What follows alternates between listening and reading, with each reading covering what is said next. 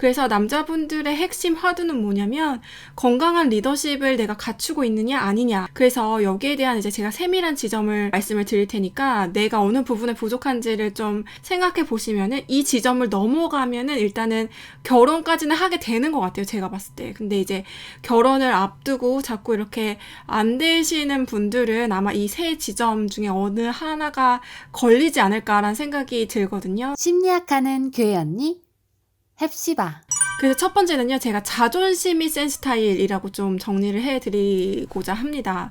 그래서 요즘 남자분들이 안 그럴 것 같지만, 아직도 여전히, 정말 여자는 내 아래다. 여자의 가치가 나보다 낫다라고 생각하시는, 그러니까, 은연중에 그런 것들이 묻어 나오시는 분들이 있고, 이런 분들이 이제 드러나는 현상 중에 하나는 뭐냐면, 내 말은 무조건 여자가 들어야 된다라는 생각이 있는 거예요. 그래서 이게 뭐 내 여자뿐만이 아니라 다른 여자도 이 세상의 모든 남자는 이제 더 상위 클래스, 이 세상의 모든 여자는 다 내 아래.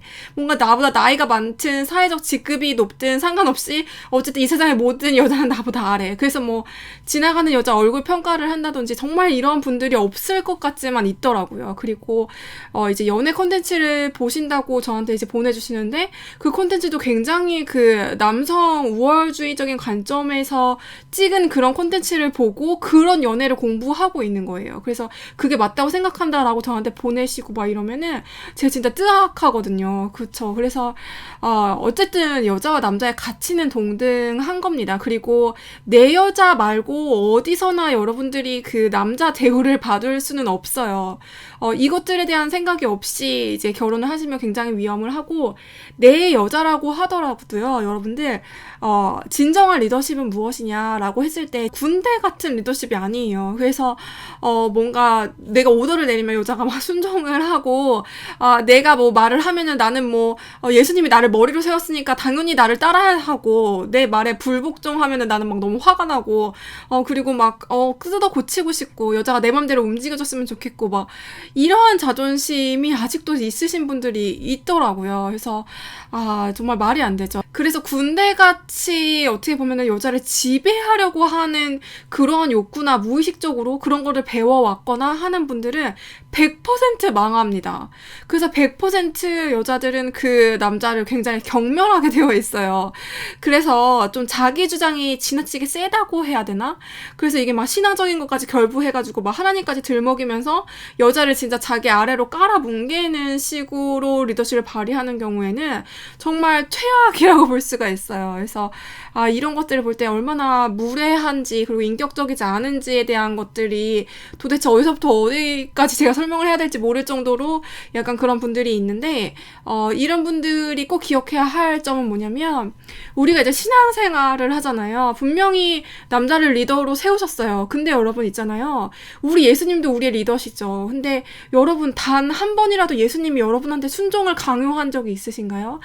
여러분 단 한 번이라도 예수님이 여러분들이 예수님 말 안 들었다고 바로 막 이렇게 막 채찍 날아가고 막 바로 비판하시고 막 바로 막 징계 때리신 적이 있으셨나요? 단 한 번도 그러신 적이 없으시죠?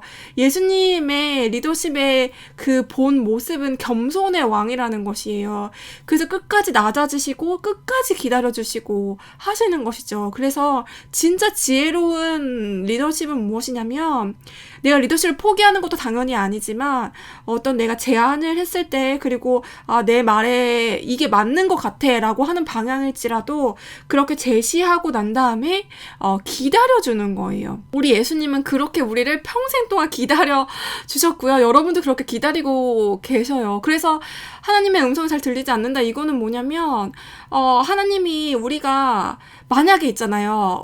그 왕이신 하나님인데 우리가 당연히 그 앞에 복종해야 하잖아요. 근데 그렇게 일일이 다 말했을 때 어떻게 보면 우리가 그걸 부담을 가질 수도 있다는 거죠. 그래서 하나님이 그것들을 조절하시는 부분도 있으세요. 얼마나 섬세하게 그렇게 우리한테 어떻게 보면 말씀을 해주시는지 모르는데 인간 대 인간으로서 그쵸? 막 진짜 휘두르려고 하는 그런 진짜 독재자 스타일의 그런 남성분들은 정말 이걸 깨닫지 않으면은 여자를 만나기 힘드실 테고 여자를 만났다 하더라도 그 여자가 정말 마음이 썩어 문드러지는 것들을 여러분들 보게 되실 것입니다. 그래서 절대로 이런 리더십을 발휘하시면 안 된다. 라는 점. 그래서 내 생각을 강요하는, 자기 주장이 지나치게 강한 분들, 조심하셔야 할 것 같아요. 자, 그리고 두 번째는요. 수동적인 남자예요. 있잖아요. 첫 번째 남자도 문제지만 오히려 있잖아. 첫 번째 남자들은 그래도 리더십을 발휘해서 여자를 만나기가 더 수월할 수는 있어요.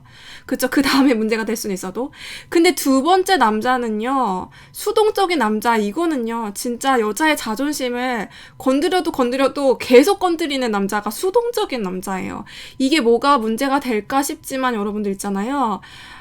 여자는요, 어쨌든 내가, 이렇게 가만히 있어도 꽃처럼 예쁨 받고 사랑받는 것이 여자들의 로망이고, 그리고 그게 여자의 자존심이에요. 내가 사랑받는다 하는 게 여자들한테는 자랑거리거든요. 근데 내가 수동적인 남자를 만들면 그 남자를 더 사랑해줘야 될 것 같은 부담감이 느껴지는 거예요. 그래서 내가 먼저 뭔가 연락해야 될 것 같고, 내가 먼저 무슨 제스처를 취하지 않으면 이 남자가 삐질 것 같고, 이 남자를 내가 더 이해해줘야 될 것 같고, 이러한 남자 있잖아요. 이런 남자들은 일단 기본적으로 사실은 연애 시작이 잘 안 되시죠. 그래서 어쨌든 돌진하는 자세가 없다면은 그러면 진짜 어려우시거든요. 제가 누누이 얘기하지만 남자의 매력이라는 건 진짜 여자한테 별게 아니에요. 특히 여자가 뭐 어렸을 때는 모르죠. 뭐 20대 초반, 뭐 10대 후반, 그쵸. 길어봤자 20대 중반까지는 뭐 남자가 뭐 좀 잘 꾸미고 뭐 좀 멋있어 보이고 뭐 앞에서 뭐 찬양인도 하고 이러면 되게 뭐 여자분들도 여러분들한테 막 이렇게 들이댈 수도 있어요. 그렇지만 여자들이 시간이 지나서 내가 결혼할 남자를 찾는 데 있어서 그렇게 수동적인 남자는 절대로 선택하지 않으려고 한다는 것을 아셔야 해요. 그래서 여러분들이 먼저 위험을 감수하지 않으면 안 된다는 거예요. 그래서 남자가 뭘까 할 때, 리더가 뭘까 할 때 그 리더는 내가 이제 먼저 뭐 이렇게 대시하고, 먼저 이렇게 뭔가, 상처받아도 다시 한번 손을 내밀고 이런 것들이 있잖아요. 남자분들도 이제 정서적으로 이제 상처를 받으신 것이 있을 수 있고 힘들 수도 있지만 그 상처를 내가 더 받겠다라는 자세?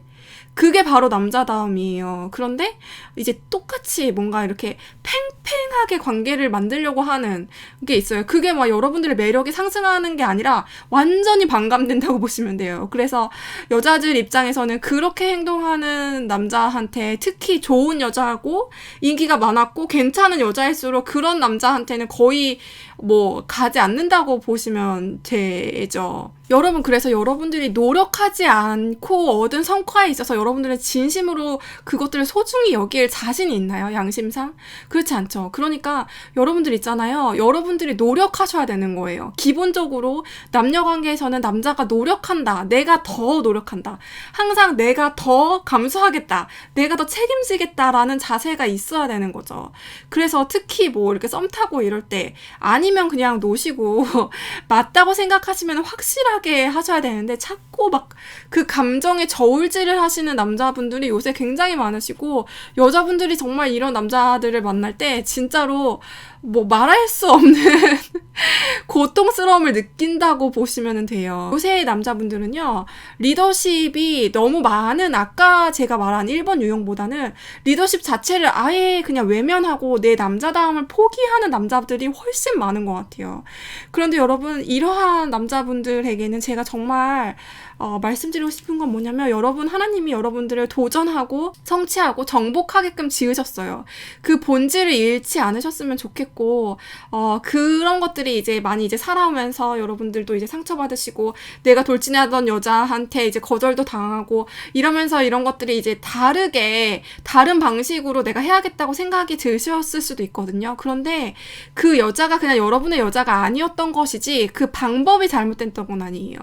내가 너 진짜 좋아한다 있잖아요. 이런 거 있잖아요. 그런 게 진짜 멋있는 거예요. 그래서 내가 예전에 실패했던 것들이 나의 방법 때문이 아니라 그 여자랑 나랑 그러니까 스타일이 안 맞았던 거다라고, 그러니까 원인을 그렇게 귀인을 하셔야지 여자한테 그렇게 원래 들이대는 거 아니란다 이렇게 바꾸시면 안 된다는 거예요. 어느 정도의 위험은 감수하면서 여자분한테 다가서는 거. 이건 여러분들 결혼해서도 마찬가지예요. 결혼해서도 여러분 이제 예를 들면 이제 남자분과 여자분이 좀 갈등이 있을 수도 있죠. 근데 남자가 더 많이 삐지고 더 많이 달래주길 바라고 그리고 더 많이 사랑받길 바라고 그리고 막 자기 매력이나 발산하고 있고 이러면요. 여자들 입장에서는 진짜 진짜 저 남자를 도대체 어떻게 해야 되지? 이런 생각이 들어요. 그쵸? 그 태도 자체가 아니라는 거예요. 리더의 태도가 아니에요. 첫 번째는요. 이 유형도 은근히 많은데 눈이 높은 남자예요. 눈이 높은 남자라는 게 무슨 뜻이냐면요. 내 여자한테 뭔가 해줘야겠다는 관점의 이상형이 아니라 사랑스러운 그냥 나를 서포트해주는 엄마. 그러니까 우리 엄마보단 예쁘고 매력 있고 사랑스러운 그런 여자를 바란다는 거예요. 근데 하는 역할은 우리 엄마가 나한테 해주는 거랑 똑같은 걸 바라고 있어. 이런 거죠. 그래서 이런 게 제가 봤을 때 눈이 높은 것 같아요. 있잖아요. 이 세상에요. 나한테 그렇게 희생을 하면서 그러면서도 나를 인정해주는 그런 여자는 엄마밖에 없어요. 그러니까 여러분들의 엄마 빼고 웬만한 여자들은 여러분들에게 그렇게 희생하면서 여러분들을 온전히 서포트하면서 내가 이제 여자 같을 수도 있는 그러한 결혼 생활을 바라고 결혼하는 게 아니라는 거예요. 그쵸? 그래서 여러분 밥도 해주고 빨래도 해주고 가끔 돈도 벌어다 주고 그리고 이제 육아도 잘 하면서 그러면서 예쁘게 항상 웃어주는 그런 여자는 이 세상에 없다는 거예요. 네, 여러분들의 이상형은요. 내 한 번 불사르더라도 내가 이 여자 하나만큼은 진짜 행복하게 해주고 싶다. 이 여자만큼은 내가 지켜줘야겠다라고 생각하게 만드는 그 여자여야지 이 여자보다 나를 더 사랑해줄 여자는 없어요 라고 나오시면 안 된다는 거죠. 물론 이제 그런 맥락이 전혀 없어서는 안 되겠지만 내가 투자할 만한 가치가 있는 여자를 찾으시는 게 여러분들한테도 굉장히 건강한 거고 그리고 여자분들한테도 건강하고 나중엔 가정도 건강하게 된다는 거예요. 왜냐면요 있잖아요. 여자들은요 기본적으로 결혼을 결심하기 전에 이 가정과 결혼에 대해서 정말 온전하게 헌신할 준비가 되어 있어요. 그런데 남자분들은 그만큼의 헌신 정도가 되어 있지 않은 경우가 훨씬 더 많거든요. 이런 경우에는 결혼이 이제 지체될 수밖에 없는 거예요. 이 헌신이라는 것은 뭐냐면 여러분들의 직장, 그리고 여러분들의 취미생활, 그리고 여러분들의 인간관계, 그리고 여러분들 혹시 이제 교회 일을 하고 있으면 교회 일, 이 모든 거, 나의 우선순위의 모든 것을 뒤엎어서 내가 가장 영순위로 가정을 두겠다라는 결심이 없으면 그 남자는 결혼할 준비가 되지 않은 거예요. 그런데 이렇게 저렇게 얘기하는데 결국 내 일도 인정해줬으면 좋겠고 그리고 내 인간관계도 어느 정도 누렸으면 좋겠고 결혼하고 나서도 내 자유를 찾으면서 그렇지만 항상 집에 오면 해맑게 웃고 있는 그런 아내를 찾으신다면 여러분들 진짜 잘못 생각하고 계시는 거라는 거죠. 네, 왜냐면요. 그렇게 여러분들에게 서포트만 해주는 여자라면은 결국 여러분들이 그 여자의 아들이 되는 거고 그러면은 그 여자는 여러분들의 진심으로 존경하거나 진심으로 인정해줄 수가 없어요.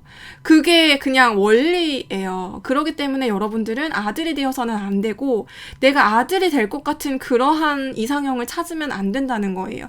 그리고 특히 여러분이 아직까지 상상이 안 되겠지만 여자가 이제 임신을 하고 육아를 하면요. 이 육아라는 것은요. 진짜 그 엄마와 아빠의 온전한 헌신이 있어야지만 아기가 건강하게 자라는 거거든요. 엄마의 헌신만 있어서는 안 돼요. 이 육아를 시작하는 순간 내 인생은 그냥 거의 없어졌다. 나는 그냥 죽었다 생각을 해야 되는 거예요.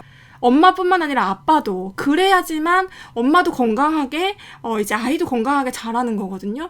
그러니까 요런 어떤 200%의 헌신, 진짜 내 목숨을 바칠 만큼 이 목숨이라는 거는 구체적인 시간과 에너지를 말하는 거예요.